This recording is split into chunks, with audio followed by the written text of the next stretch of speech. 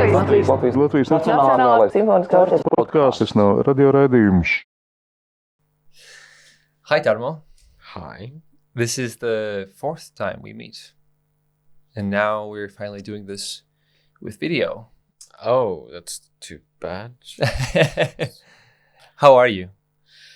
Oof, a little tired as usual. This is a free day between the general rehearsal and the performance of Parsifal.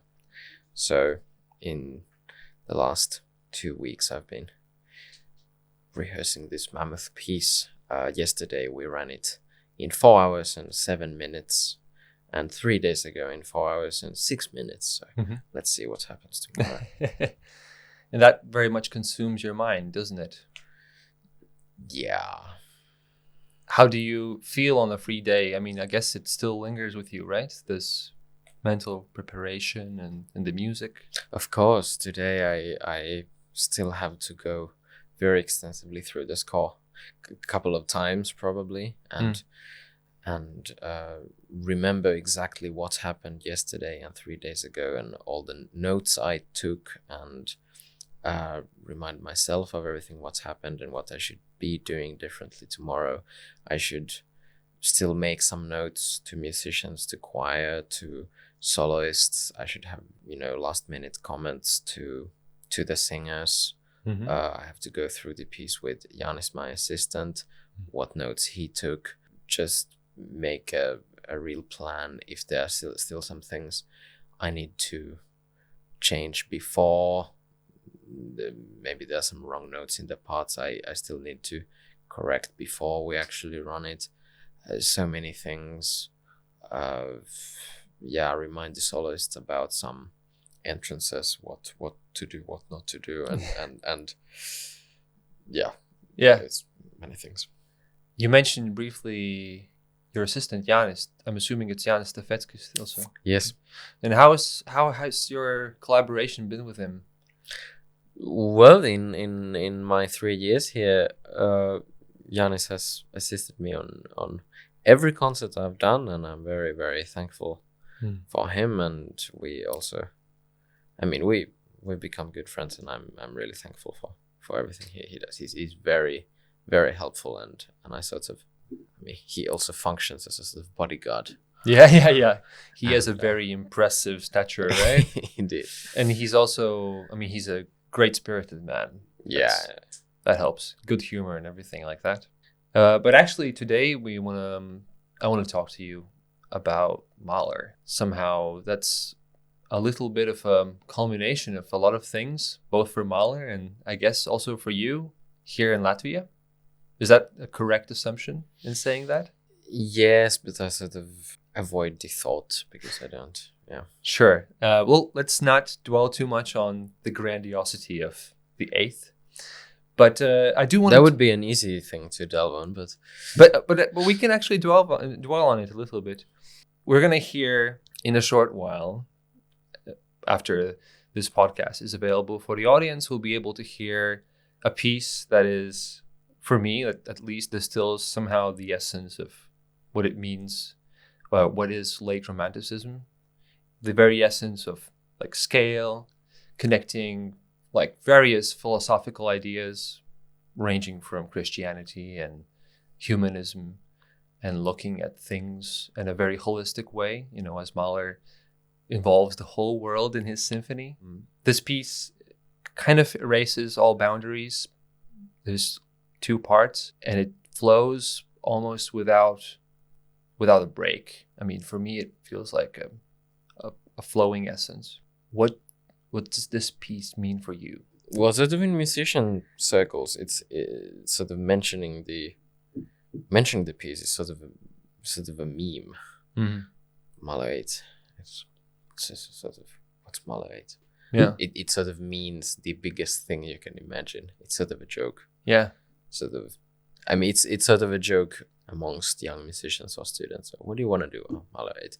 It's sort of a joke. It obviously can never happen very often, and it should be saved for the most special, rare occasions, and it will always be saved for rare occasions. But actually, if I've understood correctly, it has been performed every once in a while in Latvia. So that's nice. In Finland, it probably goes in cycles of 10 years or something, which is fine. I mean, it should never be inflated. What it means to me, guess it was my introduction to Mahler, actually, because I as a maybe 12, 11-year-old, sort of, when sort of discovering music little by little, found out that they exist, this huge thing, which sort of the on a very superficial level, the point of it is just to be as large as possible. Mm-hmm. Of course, it sort of is an attractive idea. So I listened to it quite a lot then, before actually listening to any other Mahler. And I've never heard it live. I never have. But for some time now, I've been trying to make sense of it. Yeah. And it takes a very long time to read through the score. And I'll be working hard on it in the weeks before our performance. And really, what it means, it's even hard to go there, because it's really about some of the deepest, most primitive aspects of our existence. So it's sort of hard to go there on a daily basis. But it definitely makes me cry. Basically, every time I might listen to the endings of either of the parts. So I sort of avoid doing that too often. Yeah, but right now in the sort of month before, I should just sort of mechanically study this score. Yeah, because that's not easy. It's a lot of notes and words and 2 languages, also Latin and German. That's very rare, and huge solo parts, 8 singers and 3 choirs. So it's a lot to control and just to hold together. An organ. Yeah, but organ gets by. I mean, there's mandolin and harmonium and piano and whatnot. Everything but the kitchen sink. Yeah, the hammer is also sadly missing. Yeah. And offstage brass, and there's everything you want. And actually, Christian Thielemann, who is not known for Mahler at all, he's mostly grounded on Wagner, Strauss, Bruckner.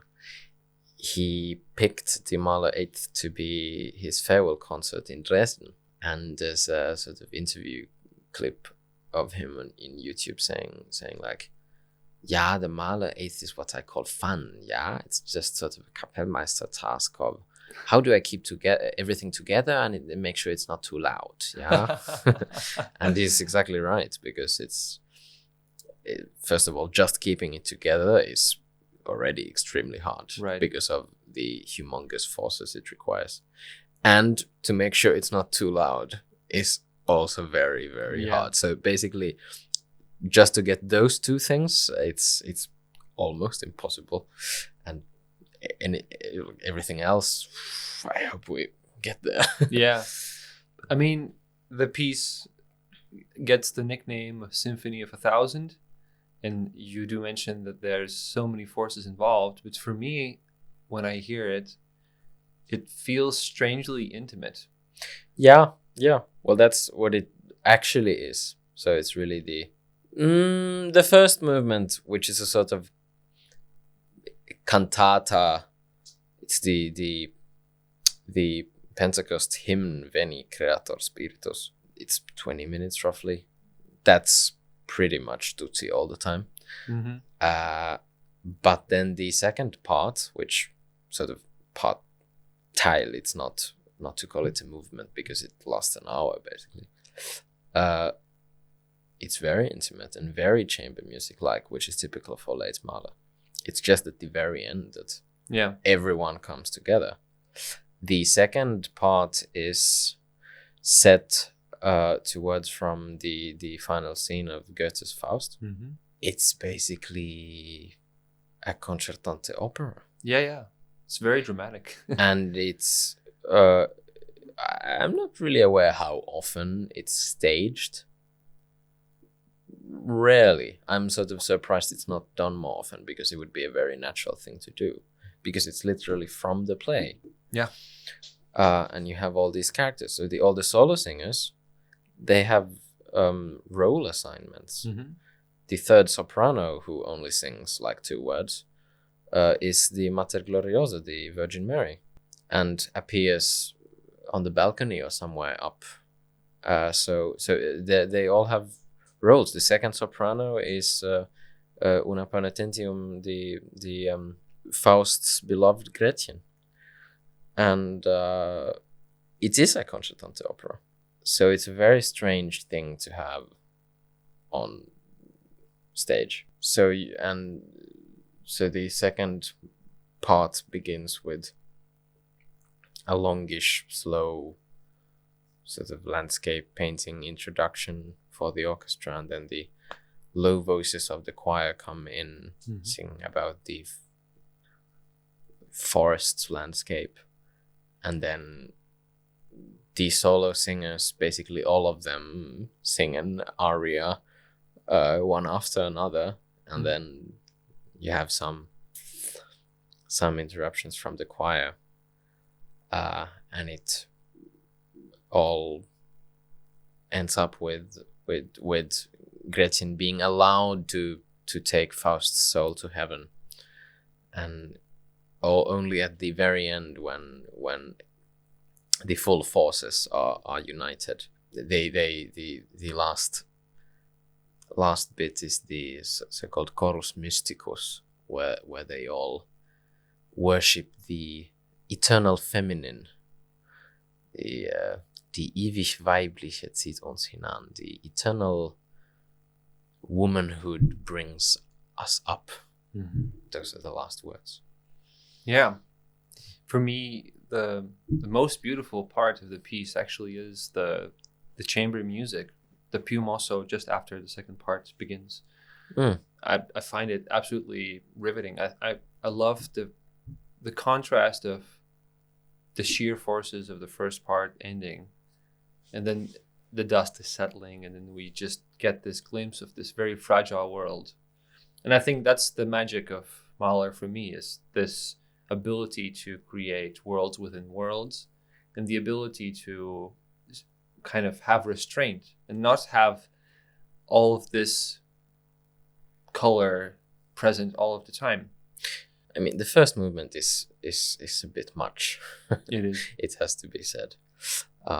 And also with Wagner, I mean, the huge forces he uses for the ring, he almost never uses them all at the same time. The variety in colors is always there if you just really listen to it. And Parsifal, which we're doing now, is not at all loud. I mean, the orchestra is much, much smaller than in the ring, and there are very, very few places where there are actual fortissimos. Very, very, very few. Almost none in the first act, and the very end of the second act. And I mean, that's really it.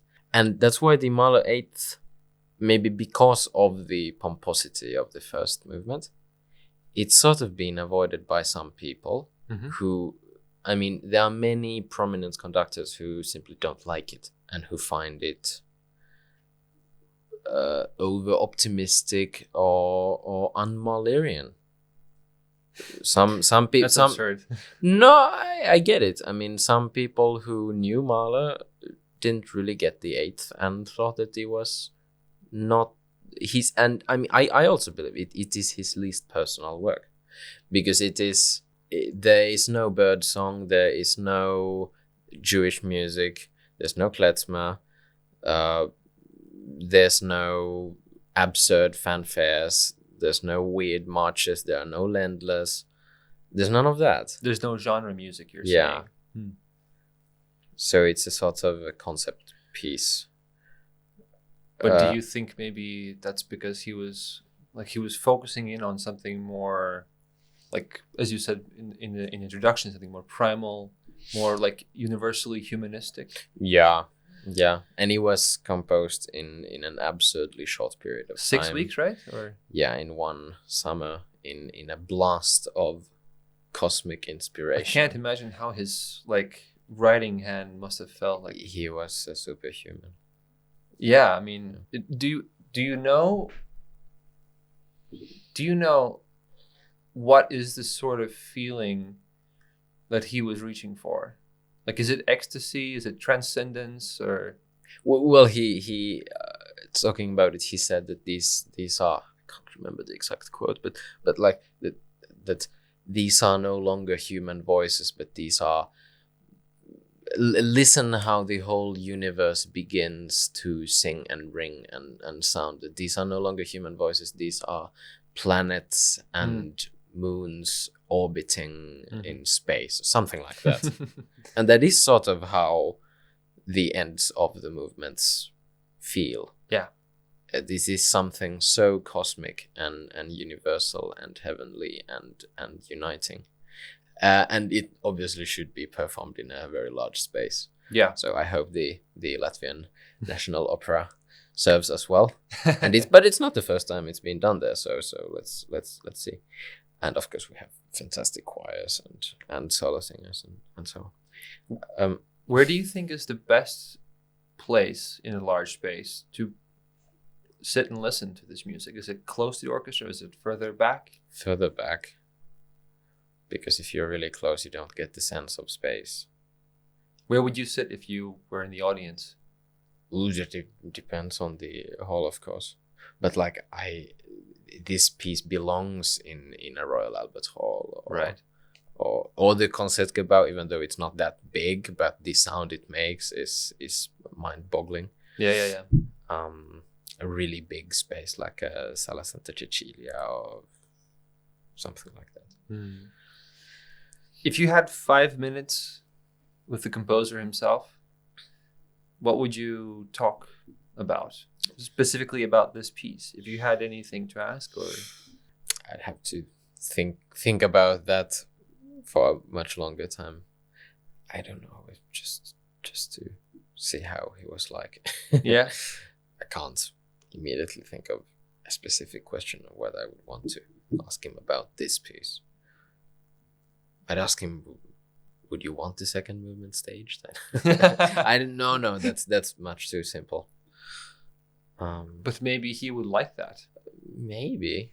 You never know with great people. Sometimes they like simple things and simple questions. So you never know. Yeah, it's I mean, he was a searcher his whole life, and he needed a sort of optimism and I mean, I've said before that I sort of believe he was a prophet in the sense that he could sense vibrations in the world where things might be going, and yeah, he was giving something for our time. And actually the premiere of the 8th was his biggest success. It was well received. Yes, it was his greatest hour, and it was his last work he heard on stage. The later ones he never heard. But still, somehow his music was not written for his own time, but for the future. With the rehearsals still ahead of you, there's much preparation to be done, as you've talked about these things before in our previous interviews. But there's still maybe an aspect I would like to talk about, which is pragmatism versus inspiration, perhaps, especially in this situation when there's so many people involved. Where do you lean, and how do you get to the first downbeat? First downbeat? Oh, that's simple. But what happens after that is a mystery. And with this piece, just because of the human forces on stage, it's going to be very stressful because there are going to be so many different moving parts. Mm-hmm. Rehearsing the orchestra is going to work just as always. I mean, the orchestra can play it like any other piece, basically. Yeah. Obviously, the forces are huge and they'll have to keep it down. Depending also how much noise the choirs will produce. I don't know, but also the noise for the sake of noise is not a good idea. I mean, there are so many things that need to be figured out. For example, just our rehearsal venue, the Congress House, we don't have space for all people. So what are we gonna do? So we came up with the idea, hey, let's just turn around. So instead of me standing at the edge of the stage, I'll go stand at the back of the stage, my back to the wall. Great. And so that the choir can go to the audience seats. Yes. So that's why we'll have actually space to rehearse it. Yeah. I don't know how that's going to feel like. Weird, probably. Maybe. Let's see. And then in the opera house, how actually we set up the stage. And it's going to be really quite stressful. So I'm not looking forward to that.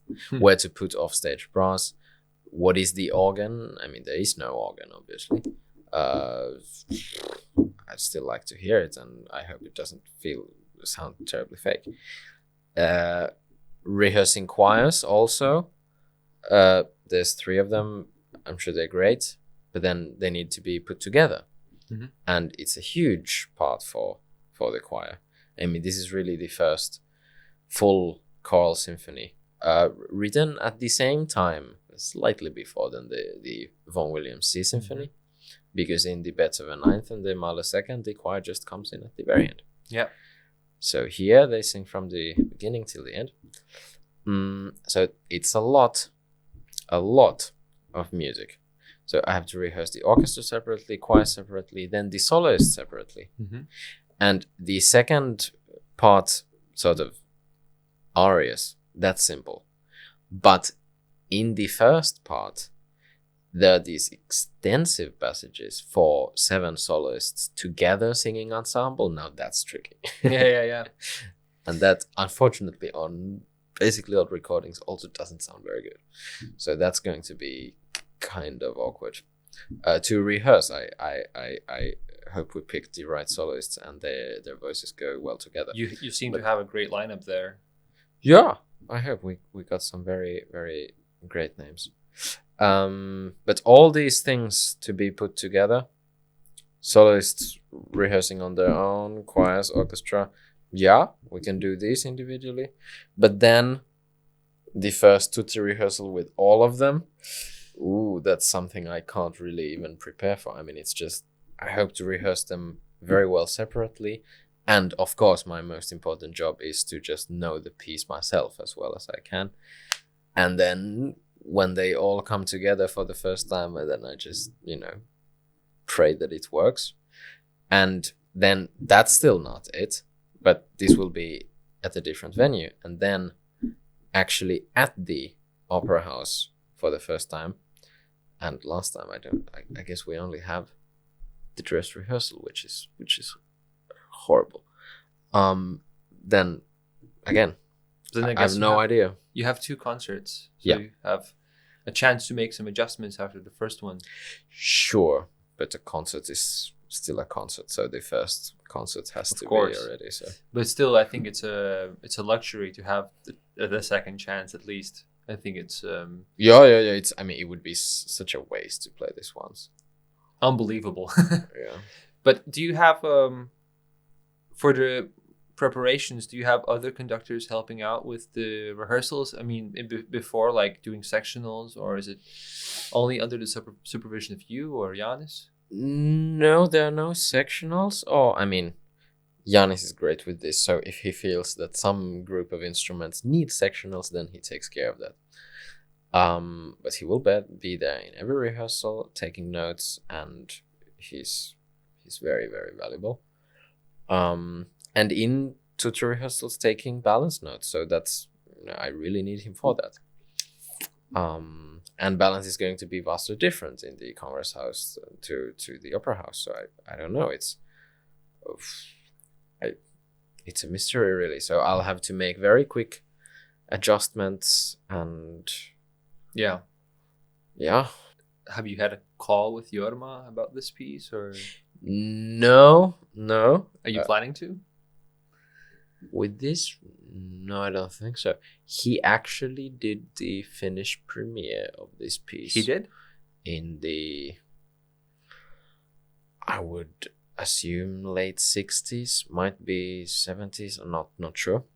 But he did the first ever Mahler cycle in Finland with the Helsinki Philharmonic when he was the chief there, and the first performance of the Eighth.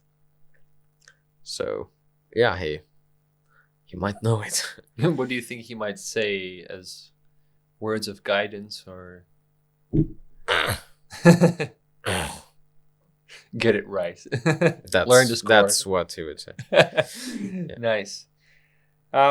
Well, that's the near future, but we've also sort of wrapped a big chapter around here, and I wanted to look at some things, or maybe invite you to look at some things, have a little retrospective about your time in Latvia.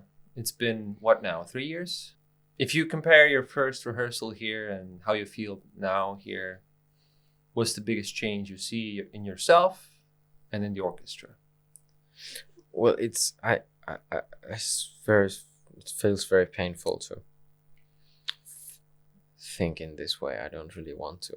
I sort of avoid the thoughts because I don't want to.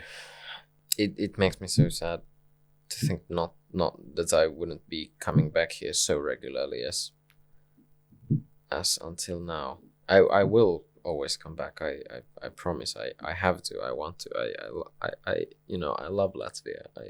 I love Riga. I love these people. I just love being here. Because it doesn't feel like being abroad. It doesn't feel like, if I come to Riga, I don't feel like I'm really traveling at all. 40 minutes flight. But also because people are pretty much the same. And it just feels like home. And it's prettier than Helsinki also. True. In the center, at least. In the center. But yeah, so I don't want to, I sort of avoid the thoughts.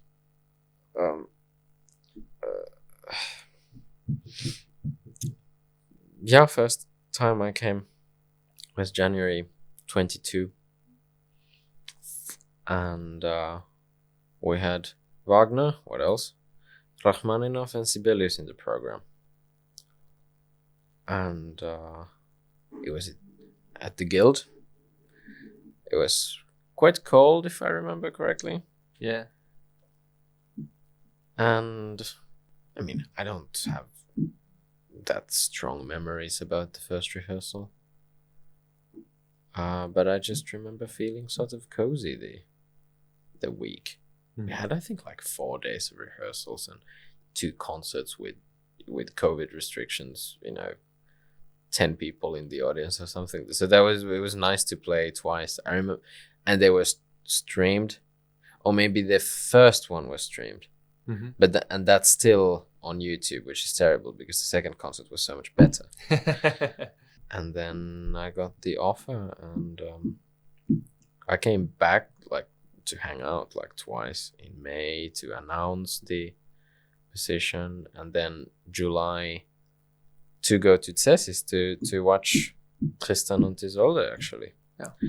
So the Wagner in Cesis, they called Cesis now the Bayreuth of the North. So I'm very happy about that. So it's now sort of tradition.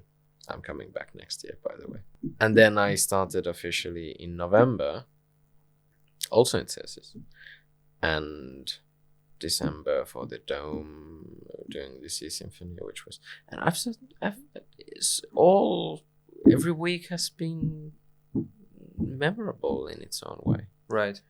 And I remember every concert, every well, I mean, there's not been so many of them that I could have forgotten, but also because it's so close, so many friends, family, important people have often come over. Yeah. and also the funny people like Esa-Pekka Salonen, or Yeah. have somehow accidentally ended up in Riga. So I have just so many memories, and I yeah. But the actual question, yes, obviously it feels very much different to stand in front of the orchestra now. I mean, I'm very comfortable in front of the LNSO, obviously. Yeah. Sometimes maybe a little too comfortable, but maybe I do stupid things. But yeah, it's home. When I'm in Riga, I feel like I'm home, really. That's nice to hear. Have you had any surprises about working in Latvia, either musically or culturally? You said you feel that we are somehow kindred in spirit, but musically, maybe some surprises for you. Surprises? Maybe that we're better than you expected. No, I think we're getting into the Wagner thing. I mean, maybe that's just me, but I think comparing the Siegfried 2 years ago to the Parsifal now, I think we've come a long way. I also don't really see people complaining that much. Of course, this one is much easier to play. Of course, I feel something different from the orchestra when playing Shostakovich, because that's something they have in their blood. We've done number 10, 11, and 7. And I hope to come back in the future for some more. So that's there. I feel a difference. Yeah. We've also played some Schnittke, which maybe wasn't that comfortable. And whatnot. I'm happy to have brought 3 Vaughan Williams symphonies, which no one knew, I assume, but I'm happy about it. Mm-hmm. And lots of Mahler, Wagner, Strauss, lots of these. Still no Bruckner, but I promise some Bruckner in the future. And you've brought a little bit of Finland with you too, right? Little bit. Sibelius from the very beginning. Also the inaugural. I was very happy with the inaugural program. There was Vaughan Williams 5 and Sibelius 5, and a piece by Ausniks. Mm-hmm.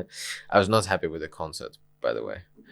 It's still up on Mezzo or something, and so that I think that's terrible. But why don't you like it? It was a bad concert. Feels very nice to hear that you think of Latvia as your home, and that you're planning on returning. I think it's going to be good news for a lot of people, because people are they became cozy with the idea that Tarmo is coming, and people are looking forward to see your concerts and see your energy on stage. I think a lot of people are very, very excited about that, and they're going to miss it. But now you're moving into a new chapter in your life, if we can say that. I mean, I guess I don't think anybody really looks at their life and says, now this is my new chapter, right? I think it's a bit of a oversimplification. But for the sake of the podcast, maybe it's helpful. Maybe you can maybe just give a brief sketch on what your life looks like now. Oh, all that makes me so sad. I don't want to think about it. Because it's so comforting to come to Riga. Yeah. It's like for so long time I've always thought, next week I'm in Riga. It's so cozy. Now I sort of move more towards France, and from next year more in Hong Kong, still keeping, of course, my position in Bremen and Rotterdam. All the time starting to do more and more operas and less guest conducting with orchestras. Will be very little in the next years, which I'm really happy about.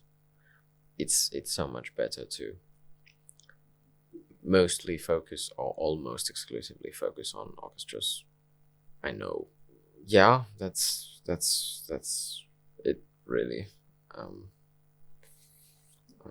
Are there any challenges that you look forward to doing? Or, I mean, now Mahler 8 is in front of you, but then after, what's any like white whales you want to catch?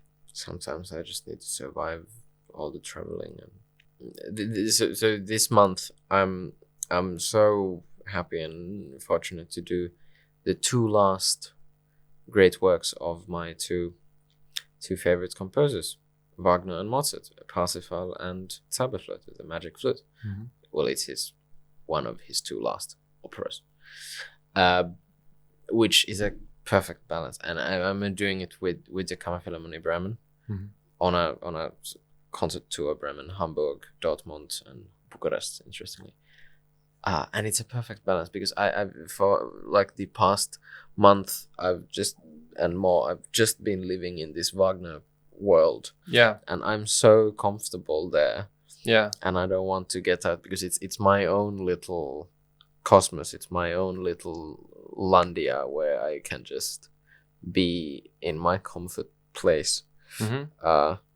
Actually, in the whole month of July, I only conducted 1 concert, which was also Mahler's 2nd. Mm-hmm. And then I spent like a week in Bayreuth at the Wagner Festival, and end of June I was in Hong Kong recording Wagner. So I've just been really doing the things I most love, and it's been so great. I also had some free time in July, and the next time.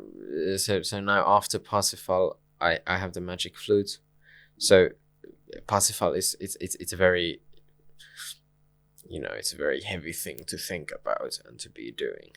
It's not as draining at all as the Ring. Mm-hmm. In a different way. It lifts you up, and it's not sort of physically and emotionally killing you. Yeah. But then to be knowing that Mozart comes up soon, it's a perfect balance, and it's such a fresh scent to be knowing, next up is Mozart, and I don't really need anything else. I need my Wagner and Mozart, and I'm sort of completely uninterested in everything else that I need to be doing in near future. I don't want to think about it. But it is a perfect balance, isn't it? Yeah. In every sense of the word. What more do you need? Nothing. I would need nothing. I don't want to think about doing any other pieces. How do you stay sane? Maybe I don't. You said there's a lot of traveling. I guess a lot of time spent in planes and car rides and everything like that. Unfortunately. Do you have anything that kind of gets you back in a good shape mentally and physically, or do you just wing it? It's something I need to figure out. While living life. I get it. I had some more questions, but you sort of answered them kind of in between the lines. So I'm just gonna leave you with the last one. What is something that you want to like as a wish, or you can use this as anything you want. Really, it's not a question at all. It's just I invite you to say something to the audience as a sort of not farewell, but as a epilogue of this small chapter to the Latvian audience. Yeah. Well, I just want to say I love you, and I'm so sorry that I won't be here so much anymore. But I promise to come back every once in a while. And I love Latvia so much, and I'm really it makes me so sad, and it hurts me to think about this, and I'm so thankful for these years here, and I'll never forget you. Thank you, Tarmo. Paldies.